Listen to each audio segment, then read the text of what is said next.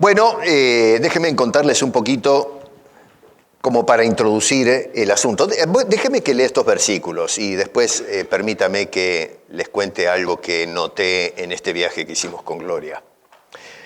Juan 14, 1 al 3 dice: no se turbe vuestro corazón. ¿Creéis en Dios? Espero que sí, ¿eh? Bueno, creed también en mí. En la casa de mi Padre muchas moradas hay.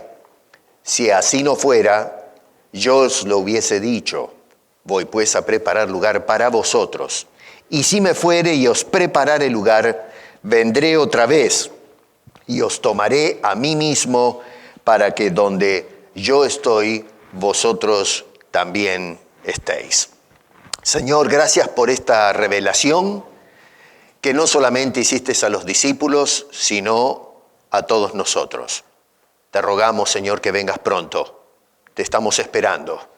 Gracias por esta promesa. Oramos en el nombre de Cristo Jesús. Amén.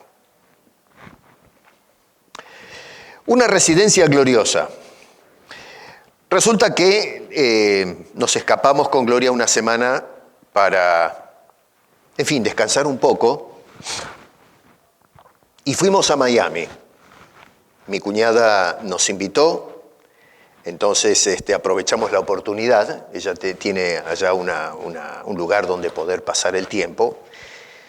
Y bueno, cuando se presentan esas ofertas, aprovechamos, ¿por qué no? Así que fuimos. Como le decía a los hermanos en la escuela dominical, no tocamos la playa para nada. La arena la vimos, pero no la pisamos. Yo sé que esto suena raro, ¿no? Porque si uno va a lugares como eso, dice, bueno, es hermoso para tomarse un baño de sol, meterse en el agua salada, acostarse todo el día en la arena. Bueno, está bien, a la gente le gusta eso, a mí no. Gloria y yo somos inquietos, no nos podemos quedar quietos todo un día mirando el cielo azul o cómo cabalgan las nubes y ese tipo de cosas. Y mucho menos la gente corriendo, yendo de aquí para allá. No está en nuestro ADN eso. A algunos sí les gusta, ¿eh? Agarramos un auto y empezamos a manejar y conocer ciudades. Fuimos a un lugar que creo que se llama, si no recuerdo mal, Naples. Después mi señora me va a corregir si estoy en lo correcto o no.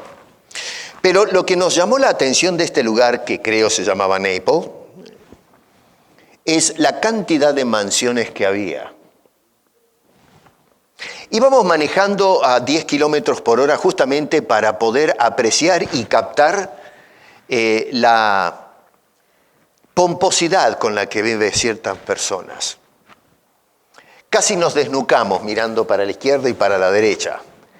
Íbamos todos y todas las vocales, y tal vez agregamos otras más e inventamos otras para expresar o dejar que salga de nosotros la impresión de esas propiedades que son una cosa, un ensueño. Tal es así, mire usted el nivel de exageración de estas propiedades, que usualmente las casas tienen la sala de huéspedes. ¿Escucharon alguna vez de eso?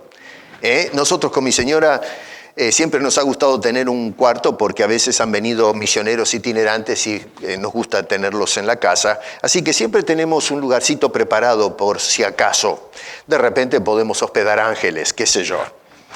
Bueno, tenemos entonces el cuarto de huéspedes. Bueno, ¿saben? Estas casas no tenían cuarto de huéspedes, tenían casa de huéspedes. Y no era una casita, un ranchito, no señor, era una tremenda casa, todo trapo. O sea que imagínense ustedes donde vivían los que, digamos, son los propietarios, y luego tenemos estas enormes casas que era para huéspedes. ¿Cómo me gustaría tener un amigo que me invite de huésped a una de esas casas, eh? Todas estas casas daban a canales para poder entonces subirse al yate. No una lancha de esas de 2,5 metros, que con una de esas yo me conformo con una canoa. Pero no, señor, estos tenían yates de 3 pisos. Sin duda que tenían los camarotes abajo y tenían otra casa de huéspedes ahí adentro. Era una cosa, pero espectacular. Yo decía, qué barbaridad la plata que amasan algunas personas. ¿Quiénes son los dueños de esto? Y no estamos hablando de 1 o 2 cuadras, estábamos hablando de localidades llenas de mansiones que era una cosa digna de verse. Quedamos impresionados. Claro, cuando llega uno al departamentito ese de 11 pisos que tengo ahí en casa, decíamos, pero por Dios, yo pensé que mi departamento era amplio y cómodo. Después de haber visto eso me da pena. Vivimos en una caja de fósforo comparado con eso. A mucha gente le gustaría morar en esos lugares. Hay personas que hasta son movidos a la envidia. ¿Por qué ellos viven así y yo tengo que vivir en una cueva, en un lugar que a duras penas tengo que entrar de perfil para poder acomodarme? Jesús dice, no se turbe vuestro corazón. Ahora, cuando yo pensaba en estos días, en estas palabras de Jesús, me preguntaba, ¿cómo es posible turbarse en la presencia de Cristo? Pónganse un poquito en la situación acá. Estos hombres están en la presencia del Señor. No estamos hablando de algo abstracto. Está Jesús allí. Lo están viendo, lo pueden tocar. Y el corazón de estas personas, según lo que nos dice a mí, ahí el apóstol Juan, que es el que escribió estas palabras, Jesús les dijo, no se turbe vuestro corazón. Jesús sin duda que podía ver a estos hombres el semblante de ellos. En la conversación que se inició, que arranca en el capítulo 13, pudo ver cómo cambió la expresión del rostro y no solamente veía el semblante, pero el Señor podía ver lo que estaba pasando en el corazón mismo de las personas. Él tenía esta capacidad divina de saber qué es lo que está pasando dentro de cada persona. Usualmente cuando estamos con el corazón afligido tratamos de poner la máscara o la cara de feliz cumpleaños, ¿no? De poner una sonrisa para, en fin, no proyectar nuestras cuitas y amargarle la vida a los demás. Y entonces tratamos de poner el mejor rostro. Y a veces lo logramos. La gente no se da ni la menor idea de lo que estamos padeciendo. Pero con Jesús no funciona. El Señor no solamente nos ve el semblante, pero ve lo que hay en el corazón de cada uno, cómo se siente cada persona. No nos podemos esconder de los benditos ojos del Señor. Los discípulos se turbaron por las palabras que el Señor Jesucristo acaba de pronunciar. En el versículo 33, por ejemplo, dice, hijitos, aún estaré con vosotros un poco. Me buscaréis. Pero como dije a los judíos, así os digo ahora a vosotros. A donde yo voy, vosotros no podéis ir. ¿Qué palabras, eh? A donde yo voy, ustedes no pueden ir. Verso 36, Pedro, siempre Pedro es el que va adelante y es el que habla, ¿no? Este hombre era un caso serio, ¿eh? ¿A dónde voy? Dice, ¿a dónde vas? Y Jesús le respondió, a donde yo voy no puedes seguir ahora más. Y ojo con eso, me seguirás después. Esto es algo que ya voy a tocar más adelante. Verso 37, le dijo Pedro al Señor, ¿por qué no te puedo seguir ahora? Mi vida pondré por ti. Y ojo, subrayen eso, porque ahora vamos a mirar algo. Ahora, Jesús es el consolador. Jesús le dio consuelo a estos hombres y Jesús es el consolador de los hombres. Incluso anunciando la partida en este contexto, Jesús les va a prometer y les va a anunciar la venida de un consolador ante su ausencia, que va a continuar el trabajo que hacía el Señor Jesucristo con el propósito de asistir a estas personas, de no dejarlos solos. Dice, no os dejaré huérfanos. Eso lo ven ahí en el versículo 18 del capítulo 14. En el capítulo 14, verso 16, y esto corro para no tocar verso por verso porque nos va a llevar mucho tiempo, pero dice, rogaré al Padre y Él os dará otro consolador para que esté con vosotros. Y esto es algo que me llama la atención y que a veces noto que se nos pasa. Dice, estará con vosotros para siempre. Esta declaración de Jesús abre una caja de Pandora, porque ¿qué quiere decir para siempre? El Espíritu de Dios estará con nosotros para siempre. Hay personas que hoy piensan que el Espíritu Santo es algo intermitente. Está, pero de repente algo pasa y nos deja. Que hay creyentes que de repente reciben el bautismo, la unción o qué sé yo del Espíritu Santo, pero si hiciste algún lío, se hace las valijas y se va el Espíritu de Dios. Bueno, a ver, está bien, algunos enseñan esas cosas, pero a mí me interesa qué es lo que enseña Jesús. Espero que ustedes también. Y Jesús dice que el Consolador vendrá y se quedará, hará residencia para siempre. Es una constante. Y ese Consolador, Jesús nos da los detalles, y esto es un manifiesto acerca de la doctrina del Espíritu Santo. Déjenme hacer un paréntesis. He escuchado por ahí que dicen nosotros no creemos en el Espíritu Santo. Si me están escuchando a través del video, bueno, déjenme decirle esto con toda claridad. Sí, Señor, creemos en el Espíritu Santo. Y creemos en eso porque el Señor enseña acerca del Espíritu Santo. Y este es el pasaje por excelencia de labios de Jesús que nos habla de la persona y el ministerio que desempeña el Espíritu Santo. Dice allí que es el Espíritu de verdad, no un espíritu, sino el Espíritu, verso 17. Dice verso 18 que es un espíritu permanente, no algo intermitente. Qué seguridad tremenda nos da eso. Y verso 26 lo describe lisa y llanamente como el Espíritu Santo. No nos queda lugar a dudas a quién o de quién está hablando el Señor Jesucristo. Y noten que indica, esto me llama la atención también porque no dice que nos va a hacer hablar en lenguas o qué sé yo, hacer una cantidad de cosas extrañas. Y no estoy tratando de ser el crítico de estas cosas, estoy diciendo lo que dice el Señor Jesucristo, que es el que manifiesta cuál es la operación del Espíritu, y dice que nos enseñará todas las cosas. Y luego agrega que nos recordará todo lo que el Señor ha dicho. Es cierto que vamos a ser justos con la exégesis acá, específicamente está hablando de los discípulos.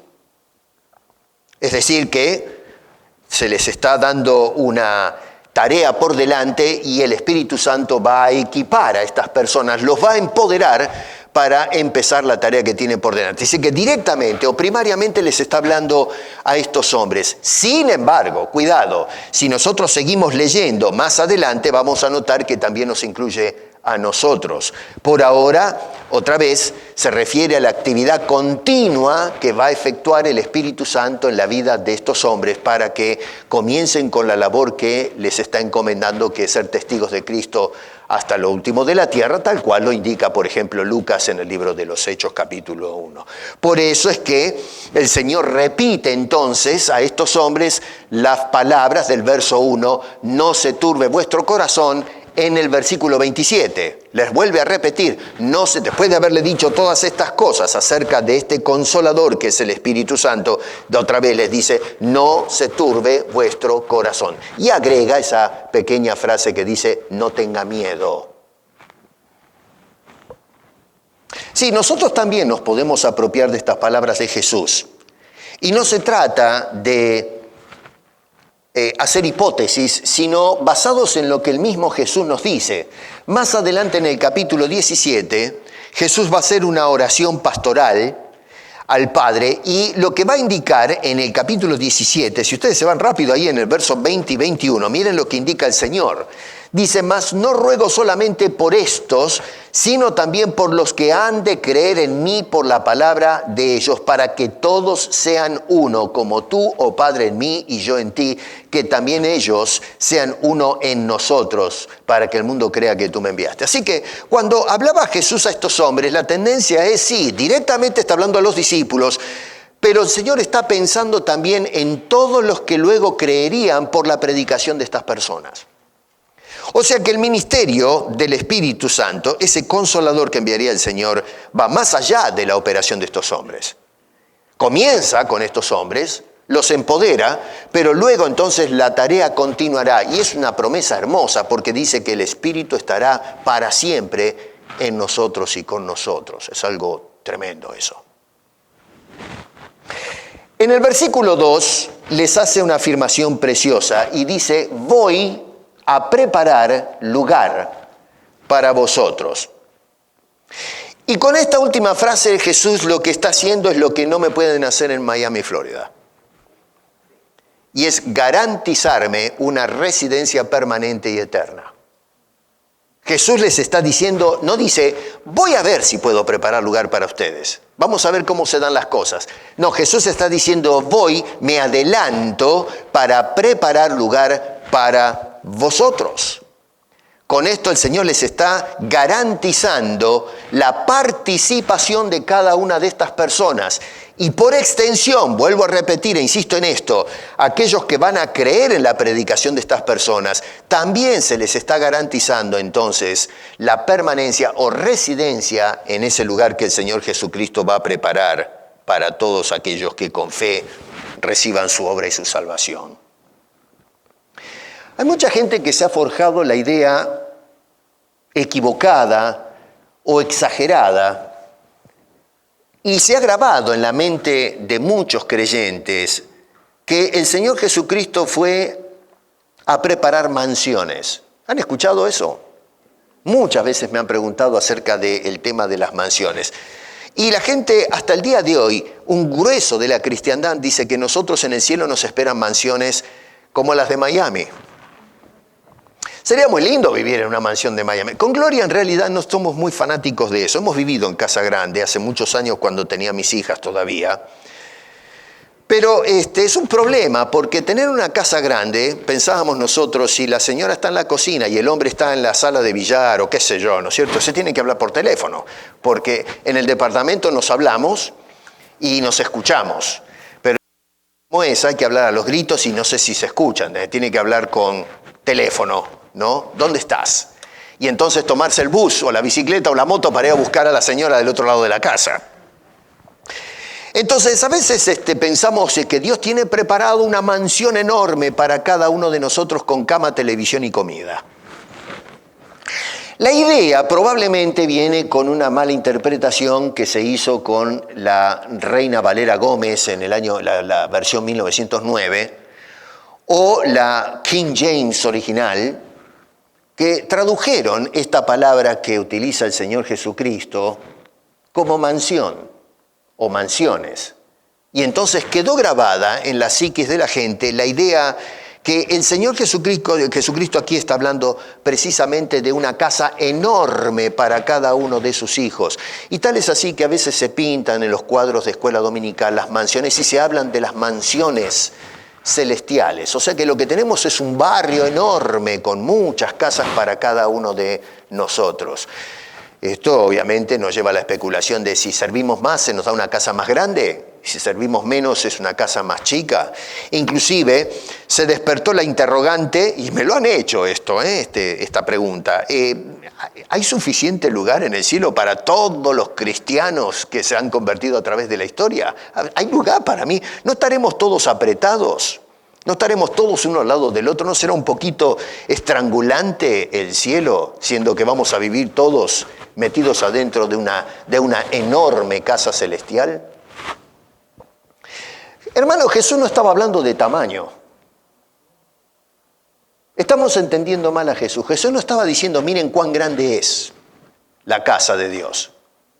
a tal punto que cada uno va a tener su propia mansión. Él estaba hablando del concepto de una morada permanente. Estaba hablando de la idea de que nosotros vamos a estar en la presencia donde mora Dios el resto de la eternidad.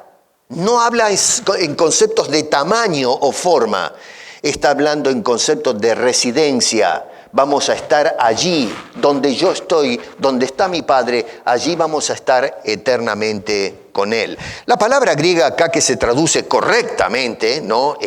Como morada, la palabra moné en griego, o monai, que es en plural, es la misma palabra en plural en este caso, justamente no habla de un edificio, sino que habla de un lugar donde residen las personas. Puede ser un edificio grande o chico, pero es el lugar que decidimos optar como nuestro hogar, nuestro lugar de permanencia. Eso es lo que significa la palabra griega, que, repito, hoy en las traducciones mayormente se traduce como morada y es la mejor traducción. Se ha corregido este concepto para darle la idea que tenía el Señor en mente. Yo, no sé, podríamos más o menos parafrasear la idea como lugar suficiente para todos los que residen en ese lugar. Así que toma nota de esto. No habla de un lugar en cuanto a tamaño se refiere, sino el concepto de residencia permanente. ¿Está claro eso? ¿Lo entendemos?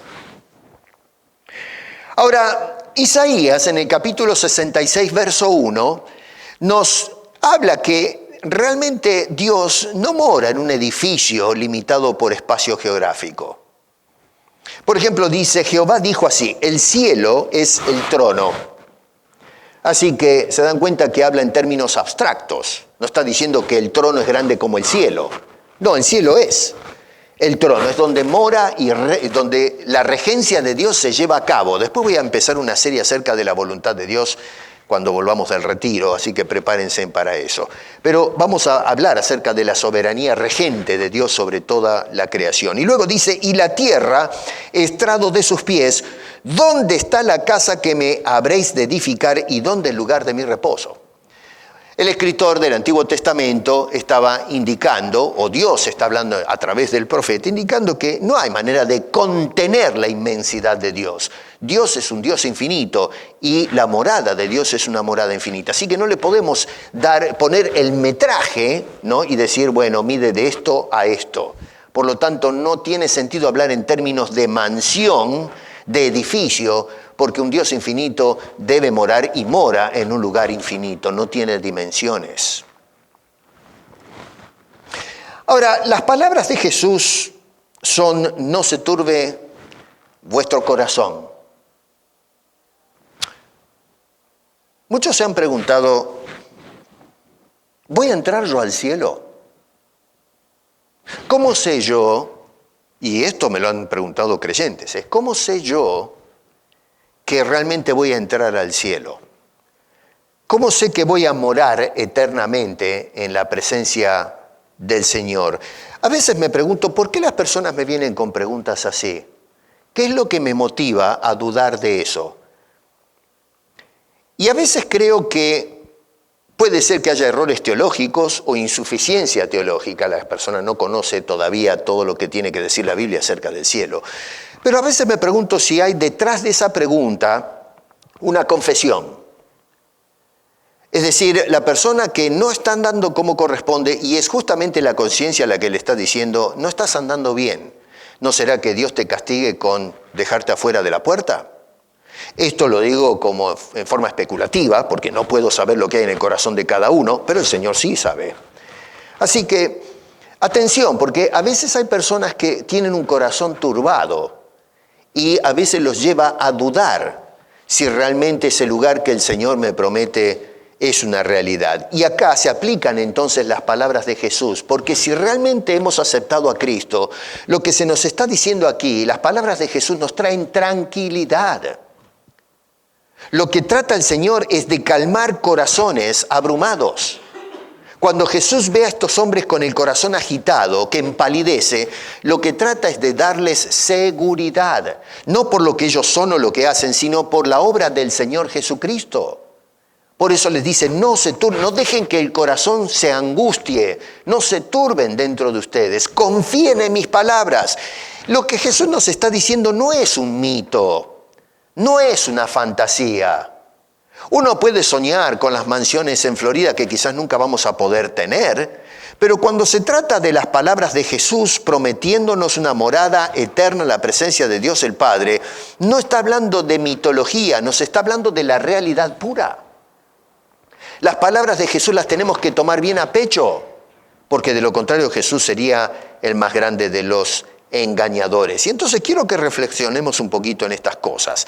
Primero, cuando Jesús pronuncia esas palabras, nos está hablando que esa morada es una realidad. ¿Qué es la realidad? Porque a veces podemos hacer esta afirmación que le hago. Según lo que dice Jesús, plantea que esta morada es una realidad. Bueno, pero ¿qué quiere decir eso? ¿Qué entendemos nosotros por la idea de realidad? La realidad se refiere a todo lo que existe o lo que es de manera objetiva y de manera concreta, independientemente de lo que yo crea o lo que mi mente dicte o la interpretación personal de cada persona. Escúcheme bien, a veces nosotros podemos imaginarnos unicornios. Si bien es cierto que es una realidad mental, sin embargo, la realidad empírica dice no existen los unicornios. ¿Sabe lo que es el unicornio? ¿No? Un caballito mitológico con un cuerno en la frente. Así que, obviamente, cuando pensamos en unicornio, no estamos pensando en la realidad misma. No existen los unicornios, existen caballos y existen cuernos.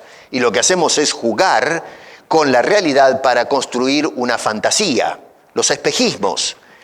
Pero Jesús acá está hablando de realidad, nos habla de cosas concretas, no nos habla de ilusiones, no nos habla de espejismos o fantasías. Eso nos dejaría con un corazón muerto en incertidumbre, hundido en la desesperación, un corazón engañado, alguien que ha hecho un embuste acerca de una realidad que no es o no existe.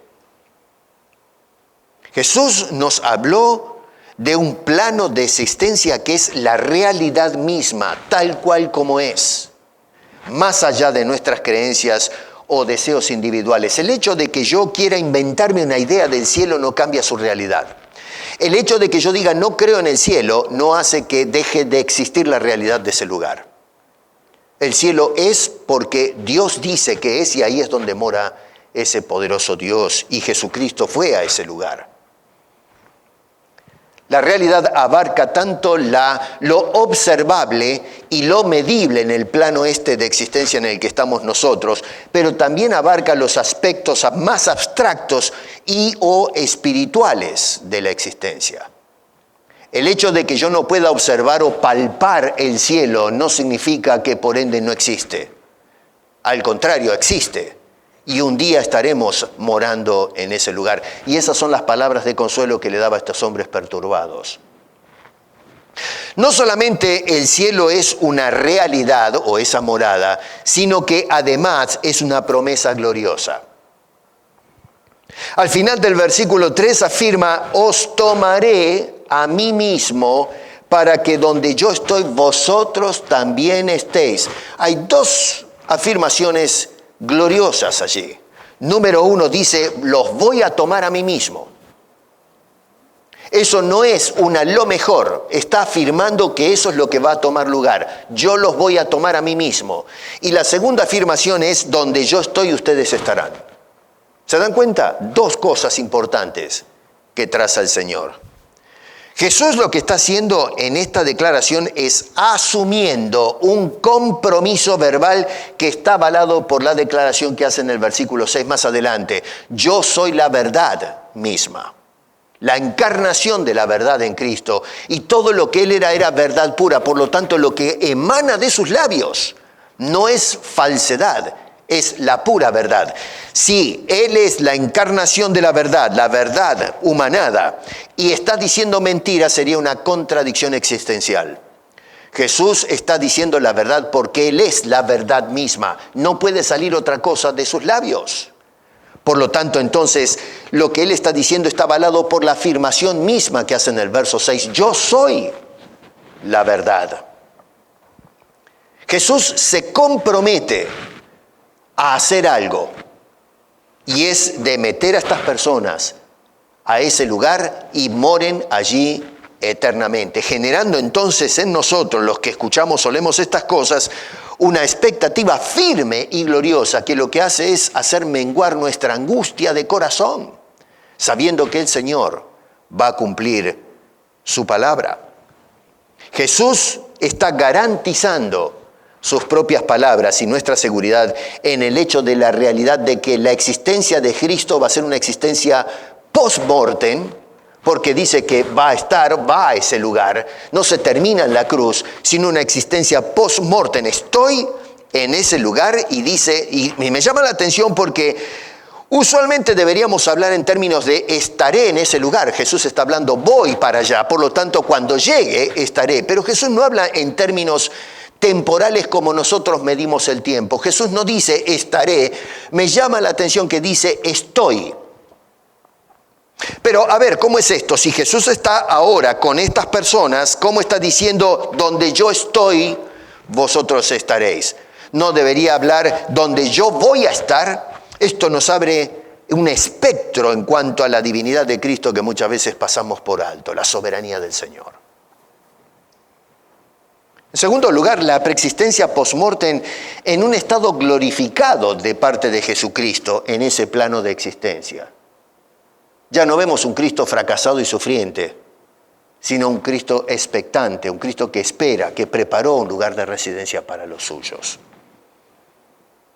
El cielo, esa morada que el Señor va a preparar, es una realidad gloriosa y en segundo lugar es una promesa gloriosa.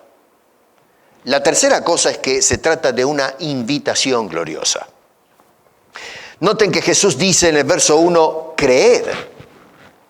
Nos está invitando a creer lo que está diciendo los versos 2 y 3. Se trata de aceptar la realidad como verdadera o real en ausencia misma de pruebas tangibles. Yo no puedo ver el cielo todavía, no lo puedo tocar, no puedo poner un pie en ese lugar. Y sin embargo, Jesús está hablando en términos de realidad, que ya es un patrimonio nuestro. Aunque no lo puedo ver, aunque no lo puedo tocar, sin embargo, ya somos miembros de esa realidad. Esto es un poco un llamado a la fe, aunque no veamos o palpemos las cosas. Más adelante, el escritor de Hebreos, en el capítulo 11, hablándonos de la gloriosa persona de Cristo, nos llama a tener fe y nos dice que la fe es la certeza de lo que se espera, la convicción de lo que no se ve.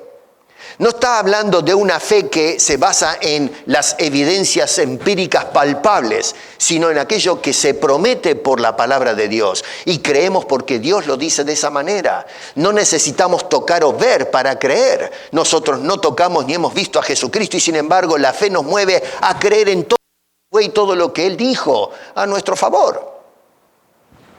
Bueno, esa es la fe que demanda el Señor cuando dice creed. Y la cosa es que si nosotros decimos que creemos en Dios, tenemos que forzosamente creer en las palabras de Jesús.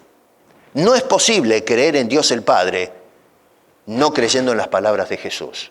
Estamos obligados moralmente y racionalmente en creer en las palabras de Jesús si realmente afirmamos creer en el glorioso Dios. Jesús nos invita a confiar en sus palabras, nos invita a aceptar la posibilidad del hombre de estar en ese lugar. Sin Cristo es imposible, pero la posibilidad está de que yo puedo morar en ese cielo. Y la tercera cosa es que estamos asegurados el ingreso a ese plano de existencia. Esto no es un quizás. Si ponemos la fe en Cristo, realmente vamos a morar eternamente en ese lugar que el Señor fue a preparar para nosotros. Pero para llegar a esa residencia hay un solo camino. No es el camino de la religión, no es el camino de las discusiones teológicas o la filosofía, no es el camino de la política y la dictadura, es el camino que nos abrió Cristo. En el verso 6 dice, yo soy el camino, nadie viene al Padre. Ese lugar, esa morada eterna, si no es por mí. Si tú no has aceptado a Cristo Jesús y estás buscando respuestas, cómo llegar a la presencia del Señor, bueno, Jesús dijo, yo soy el camino. Y repito en esto, Jesús es la verdad encarnada y lo que está diciendo tiene que ser verdad, de lo contrario sería un farsante. Yo soy, no un camino o una alternativa más entre tantas que puedes escoger, yo soy el único camino real al Padre, el lugar donde nosotros podemos morar si ponemos nuestra fe en Cristo y que se garantiza absolutamente poniendo nuestra fe en el Señor, que es el cielo, la morada eterna. Hermano querido, las moradas de Miami y esta morada no tienen comparación. Quédense con las mansiones de Miami, a mí déjenme con las moradas eternas que me promete el Señor. Nadie me garantiza que algún día pueda tener una casa como esa. Pagarla no la puedo pagar, a menos que me la regalen. Y si me la regalan, creo que la vendo. Pero el Señor acá, sin pagar yo un centavo, lo pagó todo Cristo, me garantiza una morada eterna en la presencia de nuestro Dios. Ahora, lo que me llama poderosamente la atención acá es cómo estas palabras de Jesús contrastan en una forma notable o extraordinaria con la realidad de la naturaleza humana. Y vemos la naturaleza humana en los versículos 36 al 38 del capítulo 13, que son el preámbulo del discurso completo de Jesús en los capítulos 14 y al 16. El 17 es una oración. Otra vez, miren la tensión. Juan no está escribiendo estas cosas porque sí nomás. El espíritu de revelación lo mueve a poner estas cosas en orden. Y lo que va a hacer es justamente poner en tensión lo que es la naturaleza humana y lo que es la promesa de Cristo. Es una incoherencia. No puede ser como... A ver, cuando miramos a la naturaleza humana en los versículos 36 al 38 del capítulo 13, nos preguntamos cómo es posible que esta persona, este ser humano, reciba las promesas y la seguridad que se plantean los versos en los capítulos 14 al 16, especialmente los primeros versos del capítulo 14. ¿Por qué digo esto? En estos versos hay tres cosas que se pueden ver. Número uno, fíjese en los versos 37 y 38 que se nos habla de la fragilidad y la incoherencia humana. Le dijo Simón, ¿a dónde vas? ¿Cómo es esto de que no te vamos a ver? ¿A dónde vas? Jesús le dice, a donde yo voy no puedes seguir ahora, más me seguirás después. Le dijo, ¿por qué no te puedo seguir ahora? Mi vida pondré por ti. Really, ¿eh? Sí, a veces cuando se trata de las cosas de Dios mostramos guapeza, como Pedro se hizo el guapo, decimos en mi tierra, ¿no? El valiente, siempre se adelantaba a los demás. ¿Se acuerdan cuando el Señor dijo, mira Pedro, me vas a negar?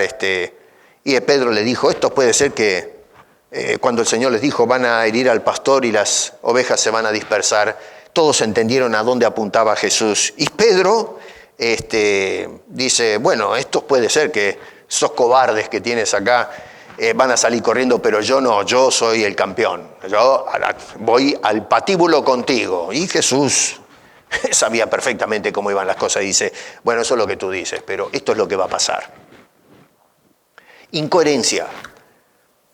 ¿Cuántas veces nosotros le decimos al Señor, te prometo que voy a hacer esto? A ver, Pedro lo que está haciendo es un compromiso, una confesión de compromiso, de consagración. Dice, incluso pondré mi vida por ti. Y sabemos perfectamente que no sucedió eso. La incoherencia nuestra. A ver, si Pedro hubiese tenido que esperar en su coherencia para poder entrar a ese lugar, no hubiese entrado nunca. Notamos la naturaleza del ser humano que constantemente cuando se trata de las cosas del Señor decimos apresuradamente, Señor, yo estoy dispuesto incluso a dar tu vida, dar mi patrimonio, dar mi tiempo, dar mi familia, dar mis hijos, lo doy todo por ti. Pero luego en la marcha nos damos cuenta que, ¿cuántas veces decimos, Señor, de aquí en adelante, cuando viene el año nuevo, decimos, voy a ir todos los domingos a la iglesia? Yo tendría que tomar lista como hacían en la escuela, ¿no? Y entonces que nombrarlos a cada uno y que digan presente, pastor presente. Deberíamos tomar lista. Y creo que la mitad del año estarían todas las cosas en rojo. Culto de oración. El culto de oración estamos todos aplazados. No pasamos ninguno. Entonces, ¿qué pasa? Sí, Dios nos conoce, Él sabe perfectamente cómo somos. Claro, no nos manda al infierno, pero sí, por lo tanto, nos expone que la verdad es que la tendencia del hombre es a ser incoherente. Y lo vemos en el ejemplo de Pedro. Un hombre que se apuró en hablar, pero resulta que no avaló con sus hechos lo que acaba de indicarle al Señor. Es muy común esto de apurarnos, hacerle promesas al Señor y después quedarnos en camino. Miren qué interesante cómo el Señor le dice en el versículo 38, ¿tu vida pondrás por mí? Como diciendo, Pedro, ¿te gusta hablar rápido? Déjame decirte cómo va a ser la cosa. Dice, de cierto te digo. Y noten que dice de cierto, es una forma donde se enfatiza la idea, como diciendo en nuestro idioma español, déjame decirte qué es lo que va a suceder realmente. Y le dice, no cantará el gallo sin que me hayas negado 3 veces. Acá hay un debate de si el gallo cantó 3 veces o cantó una vez. Estuvimos con David durmiendo en un cuarto en Cuba con un gallo que daban ganas de estrangularlo, que cantaba 1, 2, 3 veces, no interesa. Ya con la primera nos tenía hasta acá arriba el gallo ese. Así que lo importante no es cuántas veces cantó, sino escuchar a ese gallo endemoniado cantando en ese lugar no nos dejaba dormir. Así que no se preocupe si cantó 3 veces el gallo, no cantó. Lo que el Señor le está diciendo es, me vas a negar. El gol no es cuánto cantó el gallo, el gol es, esto es lo que va a pasar. Jesús le está indicando cómo se van a dar las cosas.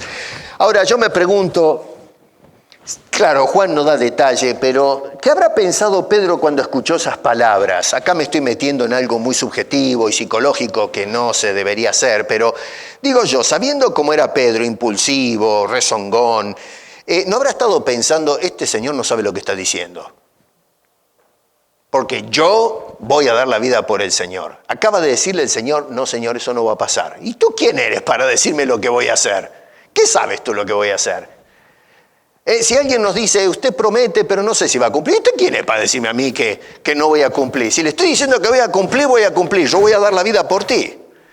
Otra vez, no se habla si hubo ese tipo de diálogo, pero me pregunto, ¿lo habrá pensado Pedro sabiendo cómo era este hombre de impulsivo? Que me digas a mí que no voy a dar la vida, ya te voy a mostrar. Y Jesús sabía perfectamente de qué tela estaba hecho Pedro. Y ciertamente que lo negó 3 veces. Hermano, acá queda expuesta la realidad de nuestra naturaleza humana. Esto no está para mostrarnos el carácter de Pedro, sino para mostrarnos el carácter de todos nosotros.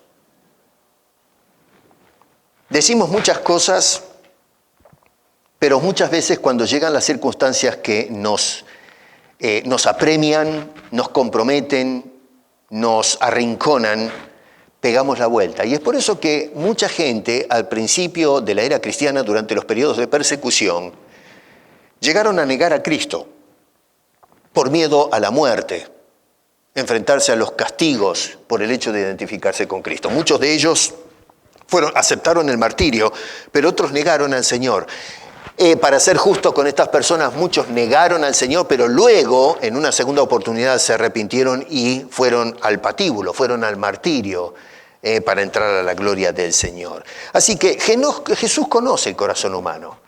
Y lo que está haciendo con Pedro es diciéndole, yo te conozco, Pedro, yo sé lo que hay adentro tuyo. Tú prometes, sí, pero la realidad es esta. Nosotros somos incoherentes. Póngate a pensar cuántas veces nos parecemos a Pedro. Y sin embargo, y a pesar de eso, el Señor nos garantiza el cielo. La segunda cosa que notamos en esto es la soberanía misma de Cristo. Porque llama poderosamente la atención que Jesús no está adivinando o haciendo conjeturas basado en el carácter de Pedro de que esto es lo que probablemente haga Pedro. Si nosotros podemos mirar a una persona en su proceder de todos los días y cuando se trata de una decisión podemos más o menos hacernos una idea de qué paso va a dar la persona. A ver, déjenme jugar un poco con el fútbol, a mí me gusta el fútbol. Lionel Messi. Lionel Messi llegó a Miami. No sé si están siguiendo a Lionel Messi, está haciendo estragos en Miami. Y Messi, cuando, en fin, hacen la barrera cuando hay un tiro. ¿Saben lo que es un tiro libre? Le hacen una falta fuera del área, ¿no?, a un jugador. Eso es una falta, un penal, no un penal directo, pero se hace una pena. Y entonces el jugador puede patear con la pelota inmóvil, ¿no?, al arco. Es un penal de afuera del área. Entonces lo que hay es se pone una barrera de hombres para más o menos complicarle la cosa.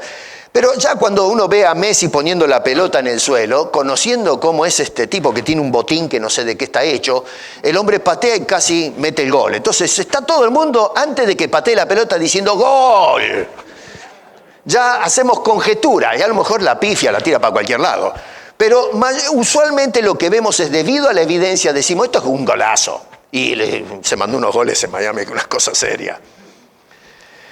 Con Jesús no es un asunto de conjetura, es un asunto de soberanía. Él conoce perfectamente todas las cosas, inclusive nuestras acciones futuras. Jesús no está adivinando. Jesús te está hablando con autoridad. Le está diciendo a Pedro, no, esto es lo que va a suceder. Y eso fue lo que tomó lugar. Esto es algo sorprendente porque nos habla de la divinidad de Cristo, que Él es soberano no solamente sobre las circunstancias, sino las decisiones humanas. Cuando hable de la voluntad de Dios vamos a entrar en el tema del libre albedrío. Esto va a armar un lío, ¿no?, en las redes y qué sé yo, pero vamos a abordar el tema desde una manera teológica, lo que es, o cómo debemos encarar el tema del libre albedrío. Pero no tiene que, a ver, ¿dónde está el libre albedrío del apóstol Pedro acá? Nadie toca este tema, ¿eh? No, a Pedro hay que dejarlo tranquilo acá. Pero el Señor le está diciendo, mi vida pondré por ti. El Señor dice, no, eso no vas a hacer. Vas a hacer esto otro. Sabía perfectamente, y uno me puede decir, bueno, pero es que el Señor tenía presciencia. Él sabía de antemano. Hermano querido, no le des vuelta al asunto. Si Él sabía lo que iba a suceder, si me vas a venir con ese argumento, quiere decir que ese suceso ya estaba predeterminado. Porque si Él sabía que iba a suceder y no tomaba lugar, entonces no sabía nada. Así que el hecho de saber algo implica predeterminación. Porque si no sucede, no sabía, se equivocó. Pero en este caso Jesús dice, esto es lo que va a suceder. Así que si tenía el conocimiento previo es porque ese conocimiento es de algo que va a suceder, está predeterminado, está determinado desde antes. No podemos divorciar la omnisciencia de la predeterminación divina. La gente lo hace y arma un lío tremendo con esto, pero no puedes divorciar una cosa de la otra, es incoherente. Es filosófico lo que estoy diciendo, pero bueno, es así. Así que Jesús está mostrando absoluto control de las circunstancias y le está diciendo a Pedro, esto es lo que tú vas a hacer. Si Dios sabe lo que vamos a hacer mañana. Nosotros le decimos, Señor, yo te prometo, pero el Señor sabe. Y cuando nosotros fallamos, no es que el Señor se enteró que lo que le prometí no lo cumplí. No, Él ya lo sabía. Él sabe lo que yo voy a hacer la semana que viene. Y sin embargo, sabiendo que yo voy a ser incoherente, el Señor todavía promete el cielo. Acá vemos la soberanía de Cristo al afirmar lo que tomará lugar, a pesar de lo que decide el hombre. La tercera cosa es, y esto es algo hermoso que me dejó pensando toda la semana, es que en este contexto vemos la gracia del perdón y la restauración. Porque a pesar del pecado que Jesús sabe perfectamente que va a tomar lugar, porque Pedro va a negar a Jesús, no una ni dos, sino 3 veces. Y lo va a hacer de una manera cobarde, porque encima se esconde. Primero disimula entre los que estaban en el patio ahí calentándose, se ve que era una noche fresca, y ahí está con los malvados que se están burlando del Señor. No se animó a entrar, como dijo, al patio cuando lo arrestaron a Jesús. ¿Se acuerdan que lo metieron ahí adelante de los gobernantes? Él debía de haber estado, si era coherente con lo que había dicho, estar al lado de Jesús diciendo, a donde Él va, yo voy. No, se quedó afuera, disimulando entre los pecadores, calentándose las manos. Y cuando alguien lo pilló y dice, tú eres uno de ellos, dijo, ni lo conozco a mí no me vengan con cosas raras. Hasta llegó a maldecir y decir un montón de cosas para sacarse el asunto de encima. Un cobarde. A pesar de ese acto de cobardía y de negación, sin embargo, Jesús le afirma antes de que sucedan estas cosas, me seguirás después. Ponte a pensar en eso. Tú me vas a traicionar, pero luego me vas a seguir. No dice, a lo mejor, quizás vamos a ver qué pasa, a lo mejor te arrepientes y me sigues. Jesús le está diciendo, esto es lo que va a tomar lugar. Esto es lo que ya está determinado que va a suceder. Si no, no lo hubiese podido afirmar.